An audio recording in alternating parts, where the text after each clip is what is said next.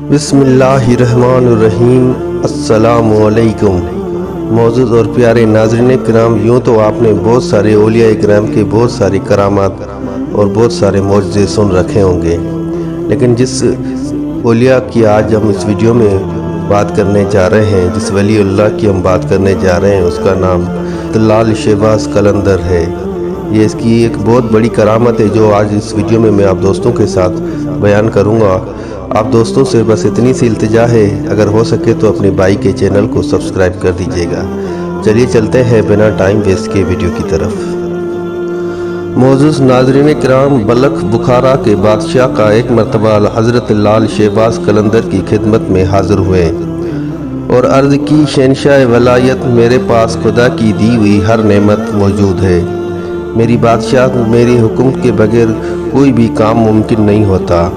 नेमत खुदाबंदी से माला माल हूँ, लेकिन एक चीज़ की शिद्दत से कमी महसूस करता हूँ, और वो ये है कि मुझे अल्लाह पाक ने औलाद से महरूम रखा है। आप मेरे हक़ में दुआ फरमाएं कि अल्लाह पाक मुझे ये नेमत भी अता कर दें। जिस पर हज़रत लाल शहबाज़ कलंदर ने फरमाया कि मैं आपके हक़ में दुआ ज़रूर करूँगा, लेकिन मेरी एक शर्त है। अगर वो शर्त आप मेरी मान लेते हैं तो मैं आपके हक़ में दुआ करूँगा।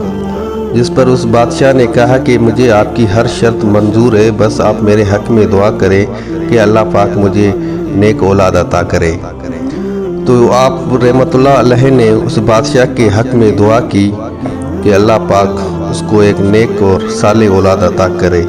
बल्कि ना सिर्फ दुआ फरमाई बल्कि बिशारत भी दी कि बहुत जल्द अल्लाह पाक तुम्हें एक फ़र्जंद साले अता करेगा, लेकिन उसमें हमारा भी बराबर का हिस्सा होगा।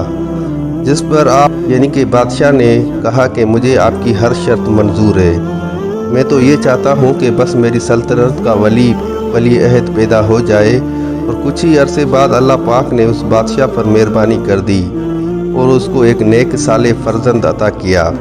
बादशाह ने बेटे की पैदाइश की खुशी में हीरे जवाहरात मोती लेकर हज़रत लाल शहबाज़ कलंदर की खिदमत में पेश हो गए, मगर आपने तमाम चीज़ों को रद्द करते हुए फरमाया कि हमें दुनियावी दौलत में कोई सरोकार नहीं है, ना ही हमें इसकी ज़रूरत है। हम इस झगड़ों से खुद को दूर रखते हैं, बल्कि आपने जो मुझसे वादा किया था वो अब वादा निभाने का वक्त आ चुका है।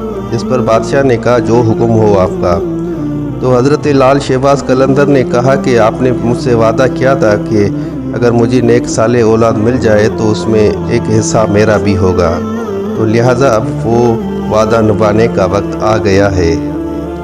ये कहकर हज़रत शहबाज़ लाल कलंदर ने उस बादशाह को हुक्म दिया कि फ़ौरन उस बच्चे को मेरे सामने पेश किया जाए। बादशाह ने हुक्म की तामील की और फ़ौरन से उस बच्चे को बुलाया और हज़रत लाल शहबाज़ कलंदर की खिदमत में पेश किया। और आपने उस बच्चे को उठाकर अपनी गोदड़ी में छुपाकर बादशाह से कहा कि अब तुम जो मर्ज़ी कर लो, मैं इसमें से आधा हिस्सा लेकर ही रहूँगा। आपने इस बच्चे का नाम अदम रखा। ये लड़का बड़ा होकर सुल्तान अदम के नाम से मशहूर हुआ, लेकिन कुछ ही अरसा हुकूमत करने के बाद इसने दुनियावी ऐशो इशरत को तर्क करके बाकी बची कुची ज़िंदगी फ़कीरी में गुजार दी। सुल्तान अदम ने हज़रत लाल साईं के हुक्म से खैरपुर के पास पहाड़ी में क़याम फरमाया और यहाँ पर ही वफ़ात पाई।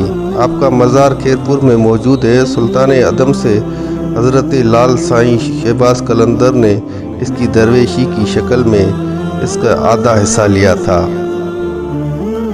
यानी कि जो हज़रत शहबाज़ लाल कलंदर ने उस बादशाह से कहा था कि इस बच्चे का आधा हिस्सा मेरा है, तो वो आधा हिस्सा यूँ ज़ाहिर हुआ कि उसको अल्लाह पाक की विलायत अता कर दी।